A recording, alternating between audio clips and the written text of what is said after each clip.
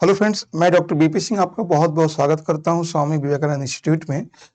आज हम क्लास जो करेंगे, टॉपिक है ज्योग्राफी का, वो है क्लाइमेटोलॉजी का पार्ट है प्रेशर बेल्ट। ठीक है, तो प्रेशर बेल्ट और टेम्परेचर इन्वर्जन। हम इस क्लास में आपको दो टॉपिक देने वाले हैं इस क्लास में। एक तो प्रेशर, एटमॉस्फेयर प्रेशर क्या है, दूसरा टेम्परेचर इन्वर्जन क्या है। ठीक है, तो टेम्परेचर दो टॉपिक है। एक तो है टेम्परेचर इन्वर्जन और सेकंड टॉपिक है एटमॉस्फेरिक प्रेशर। ओके, ये दो टॉपिक है, टेम्परेचर इन्वर्जन और एटमॉस्फेरिक प्रेशर। सबसे पहले समझते हैं टेम्परेचर इन्वर्जन क्या होता है, टेम्परेचर व्युत्क्रमण क्या होता है। तो पहली बात है कि टेम्परेचर इन्वर्जन है, इसको हिंदी में कहते हैं तापमान व्युत्क्रमण। ठीक है, तापमान व्युत्क्रमण,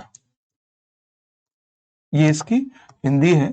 तो पहले समझेंगे कि इस ये है क्या, कॉज क्या है।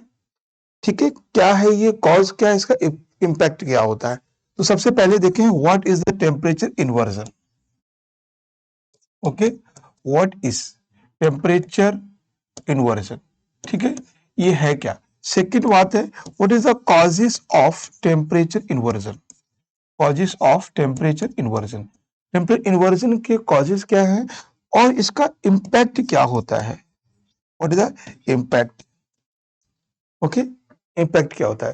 तो सबसे पहली बात हम समझ लेते हैं कि टेम्परेचर इन्वर्जन का मतलब है तापमान व्युत्क्रम का मतलब है इफ टेम्परेचर। देखो नॉर्मली क्या होता है कि टेम्परेचर हाइट पर जाने पर कम होता है, ध्यान समझना। Normally temperature decrease with altitude, normally temperature decrease with altitude, that is a normal temperature lapse rate. Okay, 165 centimetre, मतलब 165 मीटर पे जाने पर 1 डिग्री टेम्परेचर डिक्रीज होता है। मेरी बात सुनिए, नॉर्मल टेम्परेचर लैप्स रेट क्या होता है, 167 या 65 मीटर जाने पर 1 डिग्री टेम्परेचर कम होता है। यानी जब हम हाइट पे जाते हैं, जब हम हाइट पे जाते हैं, ऊंचाई पर जाते हैं ना, जब हम ऊंचाई पर जाते हैं तो टेम्परेचर डिक्रीज होता है, टेम्परेचर ये डिक्रीज होता है। इसको हम कहते हैं सामान्य तापमान ह्रास या नॉर्मल टेम्परेचर लेप्स। अब टेम्परेचर इन्वर्जन क्या है, बहुत सिंपल सा कॉन्सेप्ट है। टेम्परेचर डिक्रीज होने की बजाय इंक्रीज होना शुरू हो जाए ऊपर जाने पर, इसको हम तापमान व्युत्क्रमण कहते हैं। ठीक है, तो तापमान व्युत्क्रमण आप समझ गए कि जब तापमान, temperature increase with altitude. Okay, temperature temperature increase with altitude. Okay, या विद हाइट, विद हाइट यानी तापमान ऊंचाई के साथ बढ़ना शुरू हो जाए, तब हम उसको तापमान व्युत्क्रमण या टेम्परेचर इन्वर्जन कहते हैं। क्लियर है। तो अच्छा, ये कहां कहां पर होता है, इसका एरिया कौन सा है ना, इसका कहां कहां पर होता है। नॉर्मली ये कंडीशन प्लेन में होती है और माउंटेन रीजन में होती है। ठीक है, तो नॉर्मली ये कंडीशन प्लेन में होगा और माउंटेन रीजन में होगा, पहाड़ों पे होगा। तो दो बातें समझ में आ गई कि टेम्परेचर इन्वर्जन है क्या, टेम्परेचर किस रीजन में होता है, प्लेन में होता है और माउंटेन में होता है। क्लियर है। नेक्स्ट हम बात करते हैं what is the causes of temperature inversion. Temperature inversion के कॉजेस क्या हैं। ठीक है, अब कॉजेस को समझते हैं। तो होता क्या है कि अगर किसी रीजन में बहुत समय तक जो एटमॉस्फेरिक कंडीशन, एक तो कॉज, सबसे पहली बात है अगर हम कॉजेस की बात करेंगे तो कॉजेस में सबसे पहला है low, very low temperature, very low temperature. ठीक है, अगर बहुत ज्यादा तापमान कम होगा वहां पर भी टेम्परेचर इन्वर्जन होगा। ठीक है। दूसरा है long night duration. Long night duration, night duration, okay, यानी लंबी रात होना जरूरी है। उसके बाद है माउंटेन रिलीफ, माउंटेन एल्टीट्यूड, ठीक है, माउंटेन रीजन। तो रिलीफ भी इसके लिए इंपॉर्टेंट है। ठीक है, रिलीफ यहाँ पे वर्ड हो सकता है रिलीफ, उच्च आवाज। अब देखते हैं कि इसमें कैसे काम करता है ना। रिलीफ, रिलीफ का मतलब है कि उच्च आवाज, रिलीफ। अब और काम विंड, काम विंड, यानी जो विंड होती है वो शांत होगी, ये भी एक कारण होता है। एकदम शांत होगी विंड, वहां पर भी होगा। ठीक, तो 4 कॉज हमने बताया आपको। वेरी लो टेम्परेचर, बहुत कम तापमान होगा, उस रीजन में होगा। उसके बाद लॉन्ग नाइट ड्यूरेशन, रात की अवधि अगर ज्यादा होगी तो भी होगा। उसके बाद माउंटेन या रिलीफ उस तरह से है तो भी टेम्परेचर इन्वर्जन होगा। उसके बाद है काम विंड, यानी हवा बिल्कुल शांत होगी, उस कंडीशन में भी होगा। देखो इसका एक बहुत सिंपल समझिए, हमने कहा कि वेरी लो टेम्परेचर, है ना। अगर किसी रीजन में बहुत ज्यादा टेम्परेचर कम है, ठीक है, कम है, तो उस रीजन में क्या होगा, एटमॉस्फेरिक डेंसिटी है वो लोअर पार्ट में आ जाएगी। जैसे मान लीजिए जैसे ये रीजन है, यहाँ पे टेम्परेचर मान लीजिए 2 डिग्री है ना, 2 डिग्री सेल्सियस टेम्परेचर है। तो इस कंडीशन में क्या होगा, जो एटमॉस्फेयर है वो एकदम सरफेस पे होगा, एकदम सरफेस पे होगा। ठीक है, और आपको हम सबको पता है कि जो टेम्परेचर है वो एटमॉस्फेयर ही होल्ड करता है। ध्यान समझना है कि जो टेम्परेचर है ना वो एटमॉस्फेयर ही होल्ड करता है। ठीक है, तो जब एटमॉस्फेयर नीचे है ना, तो अगर ये एटमॉस्फेयर लॉन्ग नाइट ड्यूरेशन से अगर कोल्ड हो गया है, ठंडा हो गया है, तो एकदम ये गर्म भी नहीं हो पाएगा।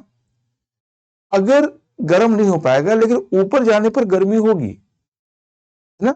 तो अगर बहुत ज्यादा ठंडी है और लंबी रात है, आपने देखा होगा दिल्ली में या कहीं भी विंटर के सीजन में, जब आप देखते हो ना कि सर्दियों के समय में क्या, सर्दियों के समय में क्या होता है कि जो हमारा मकान है, नीचे वाला फ्लोर है, वहां पे टेम्परेचर कम होता है और थर्ड फ्लोर पे टेम्परेचर ज्यादा होता है। यानी फर्स्ट ग्राउंड फ्लोर पे हमें सर्दियों के मौसम में सर्दी लगती है और थर्ड फ्लोर पे हमें सर्दी उतनी नहीं लगती जितनी कि ग्राउंड फ्लोर पे लगती है। उसका रीजन है कि ग्राउंड फ्लोर पर जो एटमॉस्फेरिक डेंसिटी है, मतलब जो डस्ट पार्टिकल है, वाटर वेपर है, गैसेस है, वो सभी ठंडी हो चुकी हैं लंबी रात की वजह से। लेकिन ऊंचाई पर जो है वो जो भी डस्ट पार्टिकल थोड़े कम है लेकिन वो गर्म हो गए। ठीक है, तो इसी को कहते हैं हम टेम्परेट, इसी को कहा जाता है, हाँ, इसी को कहते हैं टेम्परेचर इन्वर्जन। तो क्या है, टेम्परेचर कम हो ये भी कंडीशन जरूरी है, long night, long duration night हो ये भी है। दूसरा है कि माउंटेन रिलीफ। अच्छा, रिलीफ कैसे करता है, उच्च आवाज कैसे होता है। रिलीफ का, रिलीफ का मतलब क्या है, जैसे आपने आपने ये चीज सुनी होगी कि जब पहाड़ों पर, जैसे मान लीजिए कि ये पहाड़ है, सपोज कीजिए, ठीक है, ये पहाड़ी एरिया है इस तरह से, ये ये पहाड़ी एरिया है। तो इस पहाड़ी एरिया में आप क्या देखते हो कि रात के समय क्या होगा कि हवा जो है वो यहाँ बैठ जाएगी, इस तरफ हवा जो है वो यहाँ पर बैठ जाएगी, नीचे हवा, है ना। तो ये हवा जो है ना ये ठंडी हो जाएगी, बहुत ज्यादा कोल्ड हो जाएगा। जब कोल्ड हो जाएगा तो जब सुबह के 7 बजेंगे, सुबह के 7 बजेंगे या 9 बजेंगे, है ना, सुबह के 7 बजेंगे या 9 बजेंगे, तो ये हवा जो है ये पहले से ठंडी रहेगी। और 7 बजे भी ठंडी रहेगी। लेकिन जब भी हम वो ऊपर आप देखोगे ना पहाड़ियों पर, तो यहाँ पे टेम्परेचर कुछ ज़्यादा होगा, यहाँ पर। पहाड़ियों के जो वैली है, घाटियाँ हैं, उनके कंपेयर में पहाड़ी एरिया में यानी ऊंचाई वाले भाग में टेम्परेचर ज्यादा होगा, जबकि रूल क्या कहता है कि temperature will decrease with height, ये कहता है। लेकिन यहाँ पे क्या है, आप घाटियों में देखोगे सुबह के 7 बजे या 8 बजे जो टेम्परेचर है वो ऊपरी भाग से कम होगा। यानी आपने देखा होगा, आपने सुना भी होगा कि जो मतलब पहाड़ों पे लोग रहते हैं वो रात में नीचे आ जाते हैं और सुबह को ऊपर चले जाते हैं, है ना। रात में नीचे क्यों आते हैं? क्योंकि टेम्परेचर अचानक से कम होता है तो वो नीचे आ जाते हैं घाटियों में रहने के लिए। और सुबह को क्या होता है, टेम्परेचर पहाड़ों पर बढ़ता है तो वो पहाड़ों की ओर चले जाते हैं। तो ये एक परफेक्ट एग्जाम्पल है टेम्परेचर इन्वर्जन का पहाड़ी एरिया में। ओके। काम विंड, काम विंड का मतलब बहुत शांत हवा। देखो जब शांत हवा होगी ना तभी तो एटमॉस्फेयर धीरे धीरे नीचे बैठेगा, तभी तो बैठेगा। जब बैठेगा तो एटमॉस्फेयर जो हाइट यहाँ पे है वो नीचे आएगा। आपको बता दूं जैसे अभी दिल्ली में क्या देख रहे हैं आप कि पॉल्यूशन बहुत ज्यादा है। अगर दिल्ली में पॉल्यूशन, अगर हवा चल जाए तो पॉल्यूशन कम हो जाएगा। क्या होगा, डिस्टर्ब हो जाएगा, वो डिस्ट्रैक्ट हो जाएगा, यानी जो विंड है ऊपर उठ जाएगी। जो पॉल्यूशन जो यहाँ पे अभी हमारे आमने सामने जो पॉल्यूटेड है ना वो ऊपर उठ जाएंगे, क्योंकि हवा चलने से प्रेशर कम हो जाएगा। समझ रहे हैं ना। अभी मीडिया में आ रहा होगा कुछ लोग जो रिसर्चर हैं या जो ऑफिसर्स हैं या जो वैज्ञानिक लोग हैं वो ये कहते हैं कि अगर दिल्ली में अगर हवा चल जाए अभी या नॉर्थ इंडिया में हवा चल जाए तो पॉल्यूशन कम हो जाएगा। तो कम नहीं होगा, कम का मतलब पता क्या है कि जो डस्ट पार्टिकल अभी हमारे सामने चेहरे के सामने हैं इतने नीचे आ गए हैं, जब विंड चलेगा तो प्रेशर कम होगा, और प्रेशर कम होगा तो ये पॉल्यूटेंट ऊपर उठ जाएंगे। ठीक है, ऊपर उठ जाएंगे, ऊपर चले जाएंगे। और इसी को लोग कहते हैं कि कि वायुमंडल में जो एटमॉस्फेयर है, जो पॉल्यूशन है वो कम हो गया है। ठीक है, तो ये समझ में आ गई कि हवा जो विंड प्रॉपर शांत होगी, बिल्कुल कम चलेगी, नहीं चलेगी, तो एटमॉस्फेयर धीरे धीरे नीचे बैठेगा। ठीक है, तो इसमें टेम्परेचर इन्वर्जन होता है। रिलीफ का मैंने आपको एग्जांपल बता दिया, लॉन्ग लॉन्ग नाइट का हमने आपको एग्जांपल बता दिया, और वेरी लो टेम्परेचर, अगर बहुत कम तापमान होगा उसका भी हमने आपको एग्जांपल बता दिया। तो ये है, इसके कॉज है टेम्परेचर इन्वर्जन के। अब इसका इम्पैक्ट क्या होता है? इम्पैक्ट यही होता है कि टेम्परेचर जो डिक्रीजन, जो टेम्परेचर का डिक्रीज होना है वो उल्टा हो जाता है, इनवर्स हो जाता है ना। जो टेम्परेचर डिस्ट्रीब्यूशन है वो इनवर्स होता है। इम्पैक्ट क्या होगा, टेम्परेचर डिवर्सन डिस्ट्रीब्यूशन, है ना, inverse, inverse of temperature in particular region, particular region. ठीक है, पर्टिकुलर एरिया में टेम्परेचर का इन्वर्जन हो जाता है, ये इसका इम्पैक्ट होता है। और भी बहुत सारे चीजें हैं, जैसे देखो अगर कोई नॉर्मल कंडीशन से अदर कंडीशन होता है तो होगा। अगर अब देखो, अब इसका आपके एग्जाम में एनटीए क्या क्वेश्चन बना सकता है। ठीक है, एनटीए जो है वो क्या क्वेश्चन बना सकता है, हम इसे एमसीक्यूज लेते हैं, है ना। तो पहला तो यही होगा, जैसे मान लीजिए कि wind, temperature, rainfall, okay, wind, temperature, rainfall and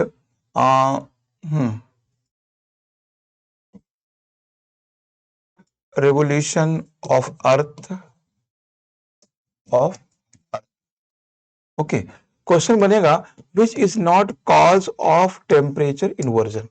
question बनेगा which is not cause of temperature inversion, इनमें कौन सा टेम्परेचर इन्वर्जन का कॉज हुआ है ना, कौन सा कारण नहीं है तापमान व्युत्क्रम का, बताएं।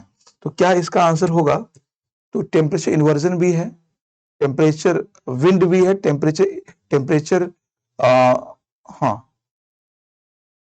टेम्परेचर भी है, और रेनफॉल भी है, यहाँ पे टेम्परेचर का पे नाइट ड्यूरेशन भी होगा, लेकिन इसमें रेनफॉल नहीं होगा, ये आंसर है। ठीक है, विंड भी होगा, टेम्परेचर कम होगा तो भी टेम्परेचर इन्वर्जन होगा, और रेनफॉल नहीं होगा। ठीक है, तो टेम्परेचर इन्वर्जन का जो कॉज है वो रेनफॉल नहीं है, ये बात आप समझ लेना। और दूसरा क्वेश्चन इससे क्या बनाएगा, दूसरा क्वेश्चन बनाएगा, सपोज कीजिए कि दूसरा बनाएगा, मान लीजिए सिक्किम ऑप्शन होगा, सिक्किम, ओके, एंड मिजोरम,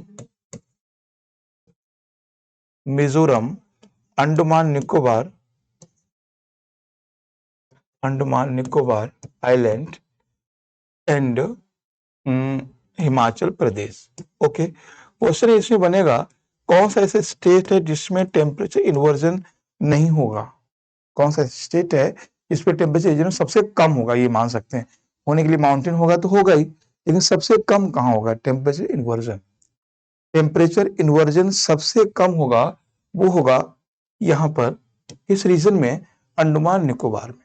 अंडमान निकोबार में टेम्परेचर इन्वर्जन सबसे कम होगा, उसका रीजन है ना, उसका रीजन है, उसका ये रीजन है कि चारों तरफ क्या है, वाटर बॉडी है। वाटर बॉडी कभी भी इतना टेम्परेचर कम नहीं होने देती। मैं आपको एक बात बताऊं कि जो वाटर बॉडी है ना, जो वाटर बॉडी है वो टेम्परेचर वेरिएशन को कम करता है, टेम्परेचर वेरिएशन को कम करता है अगर सरफेस पे वाटर बॉडी ज्यादा है तो। जैसे आपने देखा होगा मुंबई है ना, और मान लीजिए मुंबई है और बाड़मेर है, दो डिस्ट्रिक्ट को हम लेते हैं, मुंबई को बाड़मेर को। तो मुंबई को देखेंगे, मुंबई में टेम्परेचर बहुत ज्यादा कम नहीं होता है, मतलब जितना है लगभग 22, 25, 23 के आसपास रहता है। लेकिन वहीं बाड़मेर का टेम्परेचर जून में 52 डिग्री, मतलब 50 डिग्री, बाड़मेर का 48 डिग्री जून में, और दिसंबर में 3 डिग्री 4 डिग्री। क्यों, बाड़मेर में क्या है कि वाटर बॉडी नहीं है, वाटर बॉडी नहीं है, जबकि मुंबई में आसपास में समंदर है, ओशियन है। तो मुंबई में ओशियन की वजह से टेम्परेचर वेरिएशन या तापमान प्रवणता सबसे कम होती है। तो ताप और ये है क्या, टेम्परेचर इन्वर्जन क्या है, ये टेम्परेचर का डिस्ट्रीब्यूशन ही तो है। तो इसमें रेनफॉल है वो नहीं होगा। ठीक है, और इसमें अंडमान निकोबार में आसपास में वाटर है, इसलिए ये नहीं होगा। ठीक है, तो ये था हमारा टेम्परेचर इन्वर्जन। अब इसी में हम नेक्स्ट टॉपिक बात करेंगे, वो है atmospheric pressure.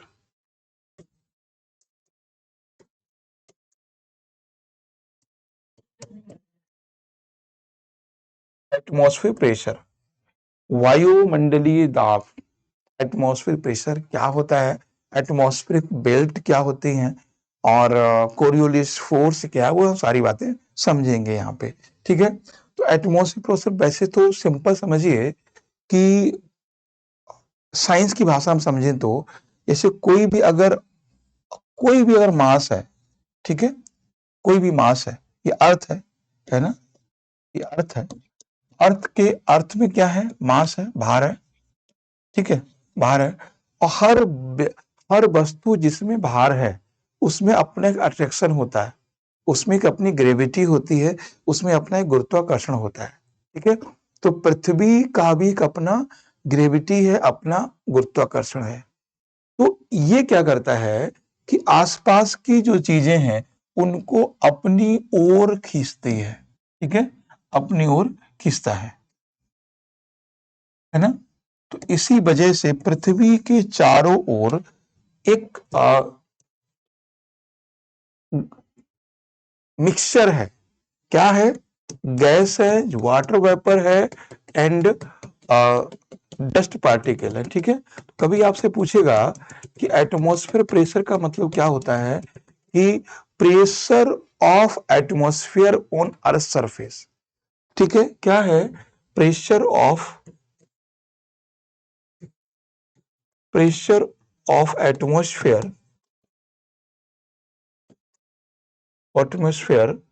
On earth surface is called as atmospheric pressure.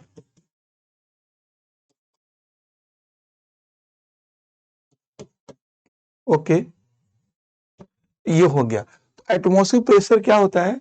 ये pressure of atmosphere on earth surface, यानी इस सरफेस पे जो भी प्रेशर लग रहा है उसको हम एटमॉस्फेरिक प्रेशर कहते हैं।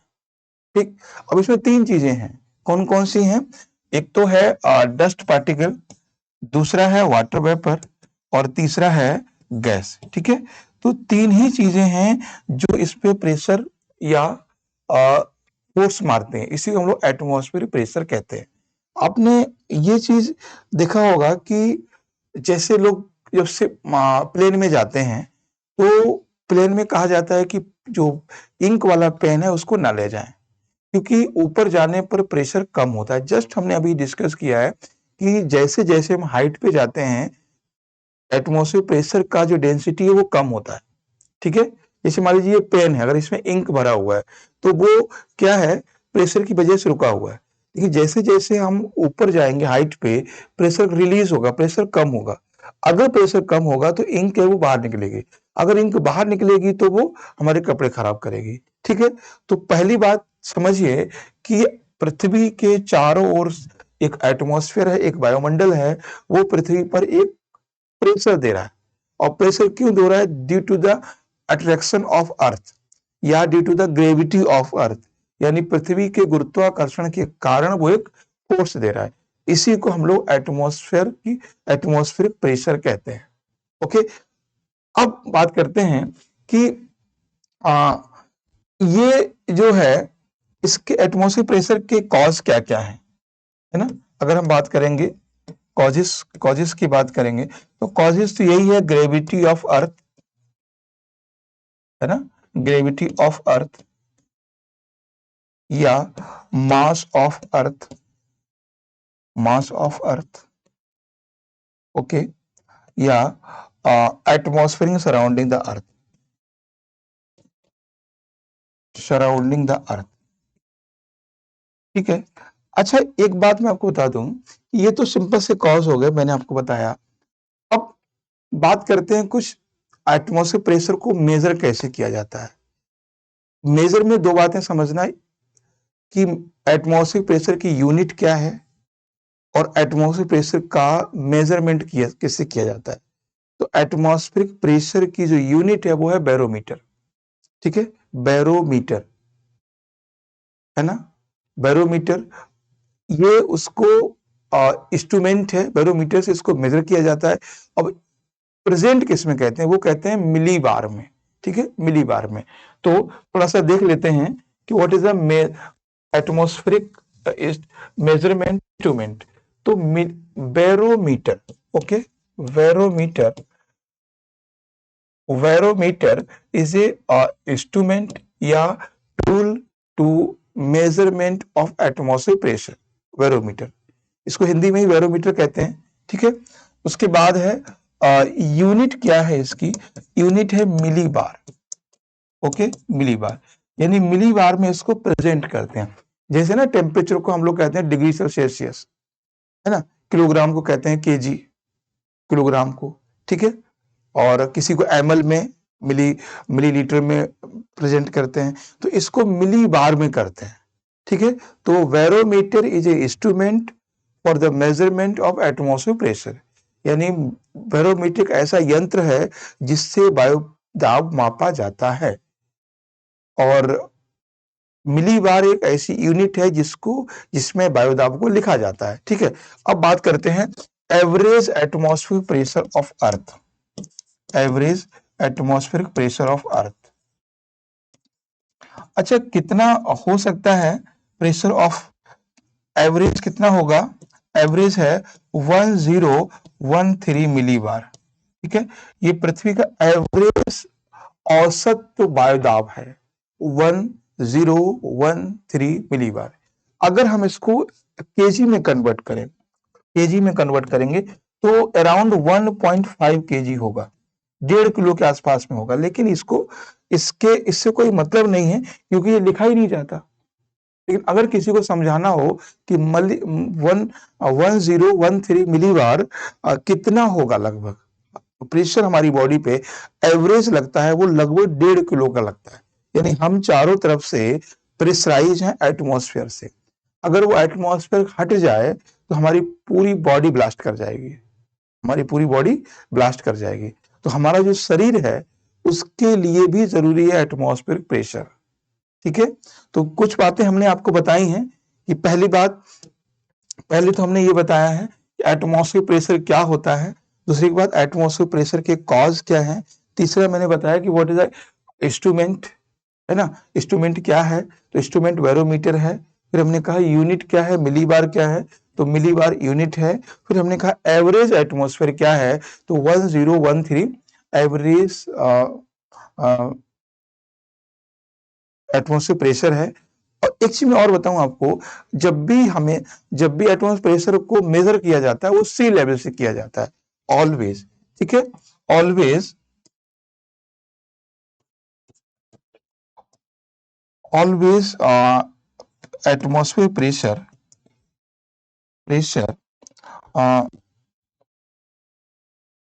टेकन या मेजर कहां से किया, सी लेवल। ओके, सी लेवल से, हमेशा सी लेवल से लिया जाता है। अच्छा, सी लेवल का मतलब मैं आपको बताता हूं। सी लेवल का मतलब जैसे ये समंदर है ना, ये जो ऊपरी भाग है ना समंदर का, ये ये है सी लेवल, है ना, ये सी लेवल है, ये वाला। और ये भाग है, ये सी फ्लोर है, सी फ्लोर, है ना, ये सी लेवल है। और ये, इसको हिंदी में कहते हैं समुद्र तल, इसको कहते हैं समुद्र नितल, हिंदी में कहते हैं समुद्र नितल, ये समुद्र तल। तो एटमॉस्फेयर प्रेशर हमेशा यहां से लिया जाता है, सी लेवल से। अच्छा, सी लेवल से ना समुद्र की हाइट भी ली जाती है, मतलब किसी लैंडफॉर्म की हाइट भी सी लेवल से ही मेजर की जाती है। तो कभी आपसे पूछेगा कि सी लेवल क्या है, तो upper part of oceanic region या अपर पार्ट ऑफ सी, तो समुद्र का सबसे ऊपरी भाग है उसको हम लोग सी लेवल कहते हैं। अच्छा, सी लेवल से क्यों मेजर की जाती है ये एटमॉस्फेयर प्रेशर, कोई रीजन होगा, क्वेश्चन बन सकता है कि why measurement is taken from sea level. What is the reason? The reason is the temperature difference is minimum in oceanic region. जो तापमान डिफरेंसेस हैं वो मिनिमम होते हैं ओशनिक रीजन में। ठीक है, तो इसलिए जैसे यहां पर कभी ऐसा नहीं होगा कि ओशियन का टेम्परेचर कभी 2 डिग्री हो और कभी जो है 42 डिग्री हो, ऐसा कभी होगा ही नहीं।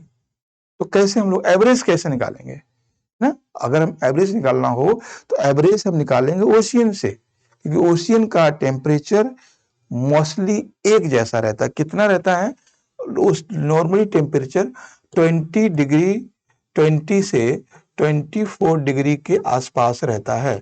ठीक है, ये नॉर्मल टेम्परेचर है, ऐसा नहीं है कि 12 रह गया फिर 42 पहुंच गया, ऐसा नहीं होता है। तो नॉर्मल ये ही टेम्परेचर रहता है, इसलिए इसको सी लेवल से लिया जाता है। ठीक है, तो ये हो गया आपका एटमॉस्फेरिक प्रेशर कहाँ ज्यादा है कहाँ कम है। अब बात करते हैं इंपॉर्टेंस ऑफ एटमॉस्फेयर प्रेशर, या प्रेशर बेल्ट की बात कर लेते हैं। Pressure belt on globe, how many pressure belt on globe, ये भी क्वेश्चन बनेगा। Pressure belt on globe, okay. देखो, एक हम ग्लोब है और हम एक हेमिस्फीयर में देखेंगे, फिर जैसे नॉर्थ में होगा वैसे साउथ में सेम होगा। ठीक है, देखिए ये ग्लोब है, ठीक, कितनी प्रेशर बेल्ट हो सकती है पूरे ग्लोब में, हम इसको 2 पार्ट में डिवाइड करते हैं। बाकी आपको मालूम होगा कि देखो ये नॉर्थ हेमिस्फीयर है, ये नॉर्थ है और ये साउथ है, तो एक तरफ की देख लेते हैं, बाकी समझ में आ जाएगा। तो सबसे पहली बात है कि एक तो बेल्ट है इसमें कि जो ये वाला रीजन है ना, ये वाला रीजन है, दूसरा, हाँ, ये है लो प्रेशर बेल्ट। ठीक है, लो प्रेशर बेल्ट, पहली बात, ठीक, क्योंकि रीजन क्या है, यहां पर टेम्परेचर ज्यादा है, टेम्परेचर ज्यादा है। उसके बाद यानी जो इक्वेटर के आसपास रीजन है वो लो प्रेशर है। नेक्स्ट हम बात करेंगे, ये वाला जो रीजन है ये है high pressure belt. High pressure belt, high pressure belt, low pressure belt. ठीक है, तो सबसे पहली बेल्ट है वो है इक्वेटर के आसपास में लो प्रेशर बेल्ट, उसके बाद हाई प्रेशर बेल्ट है। वो क्यों है हम बताएंगे, क्यों हाई प्रेशर बेल्ट है। उसके बाद फिर सब पोलर रीजन में जाएंगे तो फिर यहाँ पे लो प्रेशर बेल्ट है, इस रीजन में लो प्रेशर बेल्ट है।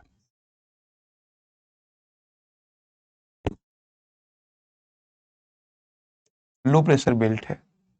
फिर यहां पर जाएंगे पोलर रीजन में, फिर इस रीजन में high pressure belt, high pressure belt.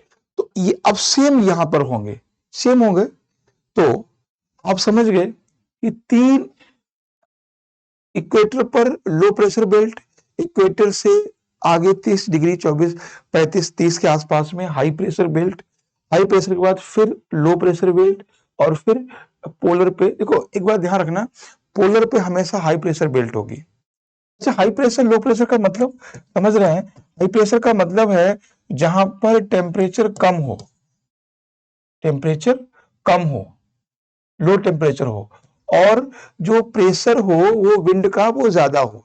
यानी जो विंड है या एटमॉस्फेयर है, डेंसिटी वो सबसे सरफेस के पास में हो, उसको लो प्रेशर कहते हैं।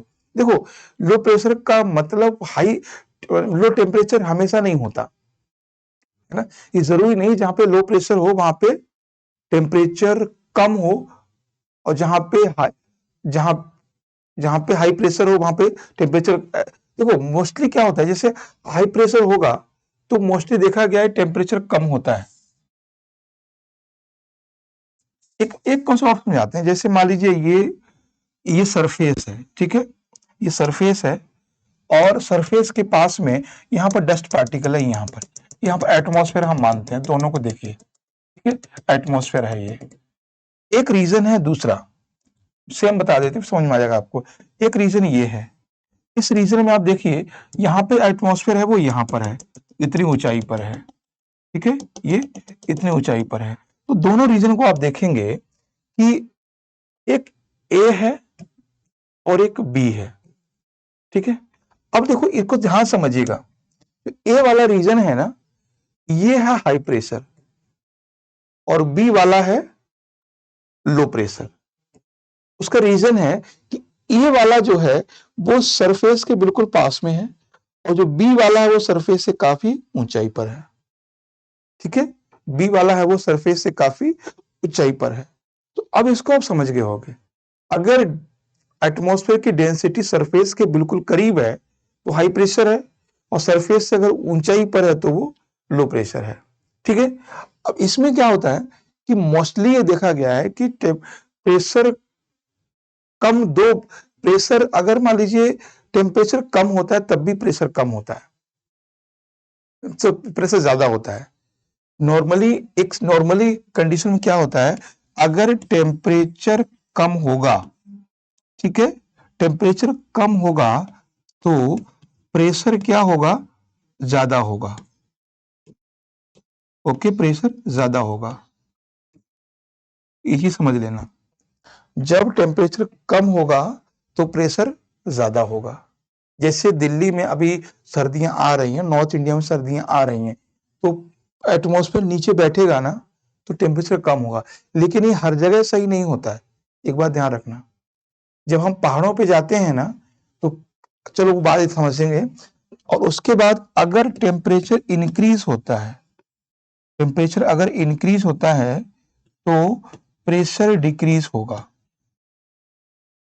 क्या होगा, कम होगा, जाहिर सी बात है, कम होगा। देखो जब तापमान बढ़ेगा तो क्या होगा, हवा ऊपर उठेगी, और जब हवा ऊपर उठेगी तो प्रेशर कम होगा। तो नॉर्मली कंडीशन ये है प्रेशर की, ठीक है, एटमॉस्फेयर प्रेशर की। अब मैं एक चीज आपको बता दूं यहाँ पे कि ये हमेशा ऐसा नहीं होता है कि जब टेम्परेचर कम हो तो प्रेशर ज्यादा हो, ऐसा नहीं होता। जब हम दूसरी कंडीशन में आप देखिए, जब हाइट पे हम जाते हैं तो भी प्रेशर कम होता है, तो हाइट पे हम जाते हैं ना, तो प्रेशर कम होता है, लेकिन यहाँ पर टेम्परेचर भी कम होता है। ठीक है, ये भी नोट कर लीजिए। अगर हम हाइट पे जाते हैं तो यहाँ पर टेम्परेचर भी कम होगा और प्रेशर भी हाई होगा। ठीक है, प्रेशर भी हाई होगा। तो हाँ, प्रेशर भी यहाँ पे लो होगा, समझ, सॉरी, लो होगा।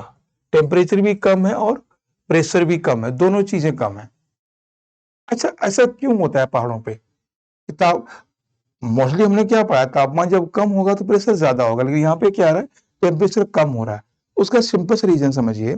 जब हम हाइट पे जाते हैं ना, तो एटमॉस्फेयर जो है वो सरफेस पे रह जाता है, यानी धरातल पे यहाँ पर रह जाता है। एटमॉस्फेयर जो डेंसिटी है ना, वो इस जगह पे रह जाती है। यहाँ पर ऊपर जाने पर ये डेंसिटी कम होती चली जाती है। तो कम होगी तो भाई प्रेशर तो कम होगा ही ना। प्रेशर कहाँ पे ज्यादा होगा? जहां पे एटमॉस्फेयर होगा। एटमॉस्फेयर ऊपर है ही नहीं तो प्रेशर कहां से होगा, है ना? तो ऊपर जाने पर, ऊंचाई पर जाने पर टेम्परेचर भी कम हो रहा है और प्रेशर भी कम हो रहा है। तो दोनों कॉन्सेप्ट हमेशा याद रखना। ठीक है, ये कंडीशन है।